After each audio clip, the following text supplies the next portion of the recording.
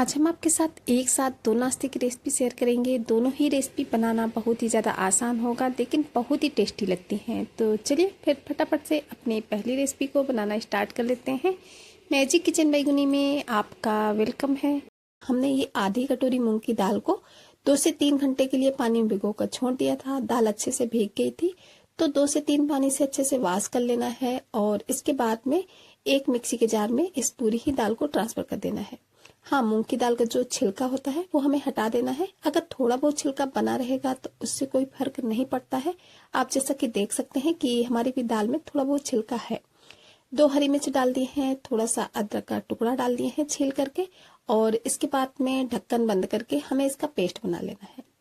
तो इस तरीके से देख सकते हैं कि मूंग की दाल का जो पेस्ट है वो हमने बना करके रेडी कर लिया है। बस ऐसा ही पेस्ट हमें चाहिए था।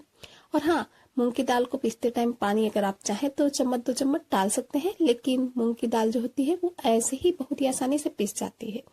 चलिए अब मूंग की दाल के इस पेस्ट को हम एक बाउल में ट्रांसफर कर लेते हैं। तो जितना भी मूंग की दाल का पेस्ट है पूरे ही पेस्ट को हमें इस बाउल में निकाल लेना है। और जो मूंग की दाल का थोड़ा बहुत पेस्ट मिक्सी के जार में लगा रह जाता है तो उसमें चम्मच 2 चम्मच पानी डालकर उसको भी अच्छे से साफ करके इसमें ऐड कर दें, ताकि हमारी जो दाल का पेस्ट है वो बिल्कुल भी वेस्ट ना जाए। तो चलिए इस तरीके से हमने इसको निकाल लिया है इस बाउल में। अब इसके बाद में इसमें जाएंगे मसाले। तो 1/4 चम्मच सबसे पहले हमने इसमें ऐड कर दिया है हल्दी पाउडर, आधा चम्मच जाएगा धनिया पाउडर, 1/4 चम्मच ऐड कर देंगे लाल मिर्च पाउडर। अगर आप लाल मिर्च नहीं खाते हैं तो इसके बिना भी बना सकते हैं, सिर्फ हरी मिर्च का यूज करके। और हाँ, हरी मिर्च का भी यूज अपने हिसाब से आप कम ज्यादा कर सकते हैं, जैसा तीखा चटपटा खाना आपको पसंद हो। 1 चम्मच ऐड कर दिए हैं सब्जी मसाला। आप इसकी जगह पे गरम मसाला या फिर कोई और मसाला खाना चाहते हैं तो भी डाल सकते हैं। आधा चम्मच डाल दिए हैं जीरा, थोड़ी सी कलौंजी डाल देंगे 1/4 चम्मच से भी कम, लेकिन थोड़े से कलौंजी के दाने डाले जरूर, बहुत ही अच्छा सा फ्लेवर देते हैं। तो बस इन सभी चीजों को डालने के बाद में अब हमें इसमें ऐड कर देना है टेस्ट के अकॉर्डिंग नमक। तो जैसा आप नमक खाना पसंद करते हैं उस हिसाब से आप इसमें नमक डाल सकते हैं। तो लीजिए, हमने लगभग 1.5 चम्मच के करीब इसमें नमक डाल दिया है। और अब ले ली है ये 1.5 चम्मच के करीब कसूरी मेथी, जिसको कि इस तरीके से हाथों से क्रश करके डालेंगे, जिससे कि इसका जो फ्लेवर है वो उभर कर आए। तो हमने इसमें कसूरी मेथी भी डाल दी है। अगर आपके पास नहीं है तो आप ताजी मेथी का थोड़ा सा यूज कर सकते हैं। 2 से 3 चम्मच ऑयल डाल देंगे। और ऑयल डालने के बाद में अब हमें इन सभी चीजों को अच्छे से मिला लेना है। ऑयल डालने से आपकी जो मूंग की दाल की पूरियां हैं वो बहुत ही खस्ता सी बनकर रेडी होती हैं। 2 बॉयल आलू जिनको कि पहले से हमने बॉयल करके और छील करके रखा था। तो बस इस तरीके से एक ग्रेटर ले लेना है और दोनों ही आलूओं को हमें ये जो हमने दाल का पेस्ट बनाया था इसमें इस तरीके से ग्रेट कर देना है। चाहे तो आप आलू को मैश करके भी डाल सकते हैं, लेकिन इस तरीके से जब हम ग्रेटर से ग्रेट करके डालते हैं तो आलू में कोई भी बड़ा चंक्स वगैरह जो होता है वो नहीं रहता है। तो बस इस तरीके से दोनों ही आलूओं को हमने इसमें ग्रेट कर दिए है। चाहे तो आप बिना आलू के भी बना सकते हैं, लेकिन एक बार आलू डालकर ये मूंग की दाल की जो पूरियां हैं जरूर से ट्राई कीजिएगा। तो लीजिए, दोनों ही आलू को हम मूंग की दाल का जो पेस्ट था इसमें ग्रेट कर दिए हैं। और मसाले तो हमने पहले ही डाल दिए थे। अब हमें पहले तो ये जो हमने आलू इसमें ऐड किया है इसको अच्छे से दाल के पेस्ट के साथ मिक्स करना है, ताकि जो हमने आलू इसमें ऐड किया है वो बढ़िया से मिक्स हो जाए। तो 1 से 1.5 मिनट तक इस तरीके से चलाएंगे तो जो आलू है वो बढ़िया से मिक्स हो जाता है। तो जैसा कि आप देख भी सकते हैं कि आलू को हमने अच्छे से मिक्स कर लिया है। चलिए, ये हो चुका है। अब आगे हमको इसमें ऐड करना है आटा, क्योंकि हम इसका डो बनाएंगे। तो इसके लिए हमें ले लेना है गेहूं का आटा। और आटा आप अपने हिसाब से लीजिएगा जितनी जरूरत हो। अगर आपका पेस्ट गीला है तो आपको ज्यादा आटे की जरूरत पड़ेगी, और अगर थोड़ा सा टाइट है तो कम आटे की। लेकिन हाँ, पानी बिल्कुल भी ऐड नहीं करना है। बस जितना इसमें आटे की जरूरत होगी उतना आटा डाल डाल के हमें इसका जो डो है वो लगा करके रेडी करना है। एक साथ आटा भी नहीं डालना है, थोड़ा सा आटा डालते जाएंगे, मिलाते जाएंगे, और इस तरीके से हम इसका डो लगा करके रेडी करेंगे। क्योंकि अगर हमने एक साथ आटा ऐड किया तो हमारा जो डो है वो उतना परफेक्ट नहीं बनेगा। इस वजह से जितने आटे की जरूरत होगी उतना ही आटा हमें यूज करना है। बस हाँ, आटे को अच्छे से छान कर लेना है। ये बात तो आप जानते ही हैं कि कोई भी चीज का यूज करें तो आटे वगैरह का तो छान करके ही यूज करना चाहिए। तो बस हमने ये पहले 1 कटोरी आटा इसमें डाला था, फिर से 1 कटोरी आटा ऐड किया है, तो अभी हमने 2 कटोरी आटे का यूज कर लिया है। अगर और भी आटे की जरूरत होगी तो और भी आटा हम इसमें डालेंगे, लेकिन अभी हमने 2 कटोरी ही आटा यूज किया है। इसको अच्छे से मिलाते जाएंगे, देखेंगे जितना आटे की जरूरत होती जाएगी उतना आटा हमें लगाते जाना है इसमें। तो देख सकते हैं कि बढ़िया सा हमारा जो डो है वो लग करके रेडी हो चुका है। जितना था उसको भी चेक कर लेते हैं। डो अच्छे से सेट हो चुका है। तो जब डो हमारा अच्छे से सेट हो जाएगा तब हम इसको थोड़ा सा इस तरीके से करने के बाद में आधे डो के पार्ट्स को रख लेंगे एक चकले में।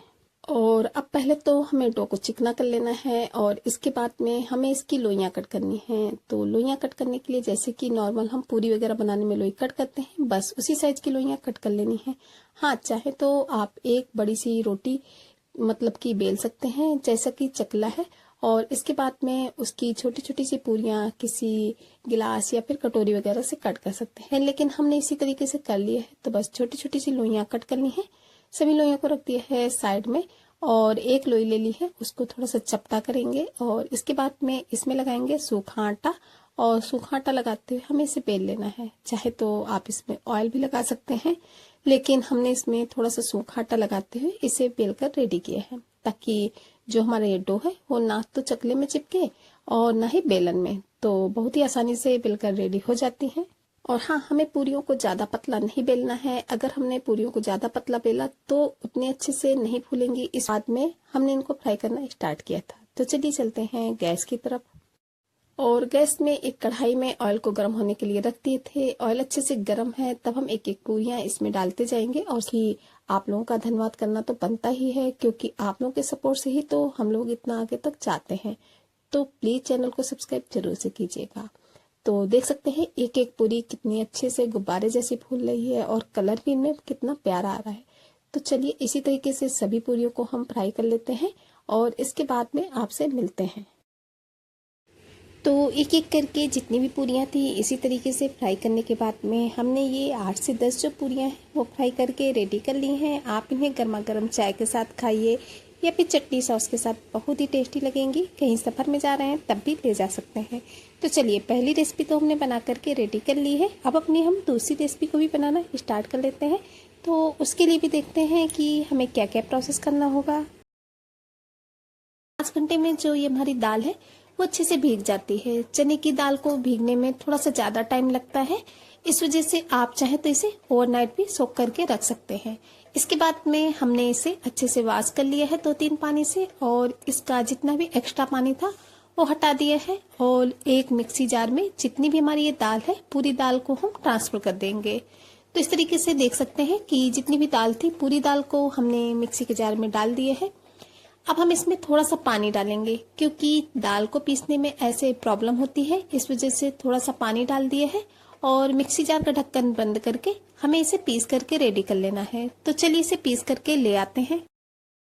तो दाल को हमने पीस करके रेडी कर लिया है। देख सकते हैं बिल्कुल दाल का जो है वो फाइन सा पेस्ट बन चुका है। अभी इस पेस्ट को हमें निकाल लेना है एक बाउल में। तो चलिए जितना भी हमारे दाल का पेस्ट है उसको हम एक बाउल में निकाल लेते हैं। अभी हम इसे थोड़ी देर के लिए ऐसे ही रख देते हैं और थोड़ा सा आगे का प्रोसेस कर लेते हैं। तो अभी हमने एक प्याज और एक टमाटर ले लिया है। प्याज को पहले से ही हमने छील करके और वॉश भी कर लिया है। टमाटर को भी अच्छे से हमने वॉश करके लिया है। अब इसके बाद में इन दोनों ही चीजों को हमें इस तरीके से रफली सा चॉप कर लेना है। तो पहले तो प्याज को इस तरीके से रफली सा हम चॉप कर लेंगे। बारीक बिल्कुल भी ना करें, बस इसी तरीके से रफली सा हमें इसको चॉप कर लेना है। तो प्याज को तो हमने कट कर लिया है। चलिए इसी तरीके से टमाटर को भी कट कर लेते हैं। और हाँ, टमाटर का ये जो ऊपरी पार्ट था इसको हमने पहले से ही हटा दिया था। अब इसके बाद में टमाटर को भी हम इसी तरीके से कट कर लेंगे। तो बस टमाटर और प्याज जो है वो दोनों चीजें हमारी कट हो चुकी हैं। अब इसके बाद में इन दोनों चीजों को हमें पेस्ट बना करके रेडी कर लेना है।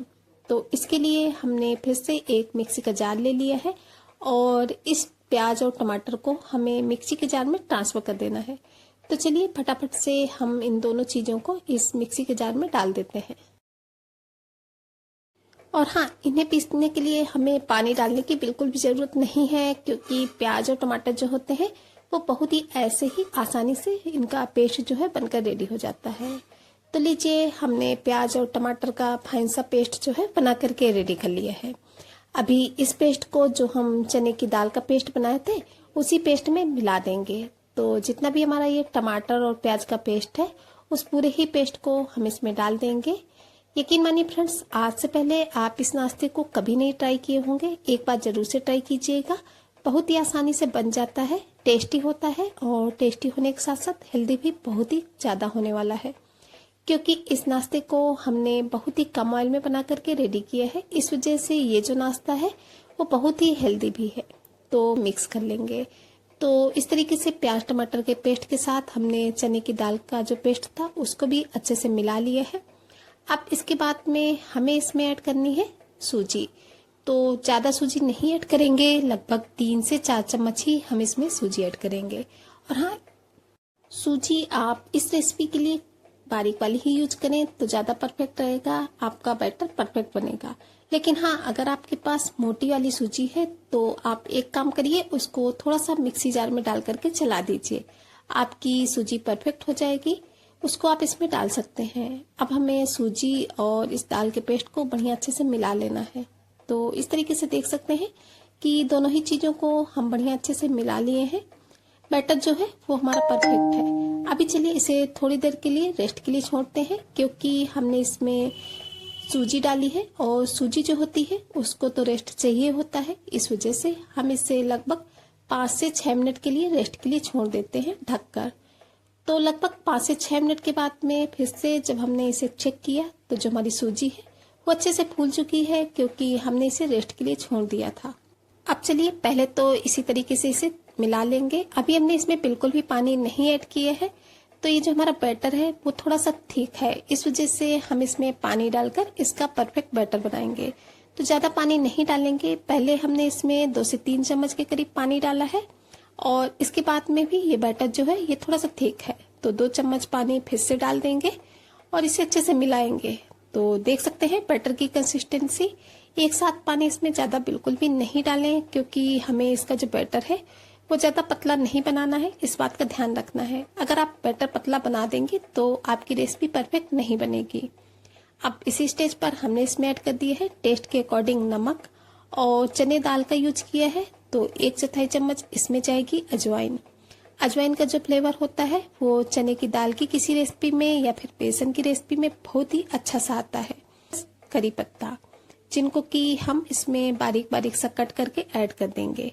करी पत्ता है तो जरूर से डालें, बहुत ही अच्छा सा फ्लेवर आता है। और अगर नहीं है तो इसकी जगह पे आप इसमें धनिया के पत्ते का भी यूज कर सकते हैं, लेकिन करी पत्ते का फ्लेवर बिल्कुल अलग आता है। तो इसको हमने इसमें कट करके डाल दिए है और इसको भी अच्छे से मिला लेंगे। तो लीजिए, बैटर जो है वो बिल्कुल हमारा रेडी हो चुका है रेसिपी बनाने के लिए। तो चलिए अभी चलते हैं गैस की तरफ। तो गैस में हमने एक तवा चढ़ा दिया है। हमने जो लिया है वो नॉन स्टिक तवा लिया है, आप नॉर्मल तवे में भी इसे बना सकते हैं। तवे को थोड़ा सा ऑयल से ब्रश से ग्रीस कर देंगे और बस इस तरीके से हमको 1 चमचे में थोड़ा सा बैटर लेना है और तवे के बिल्कुल सेंटर में बैटर को डालेंगे और इसको फैलाएंगे।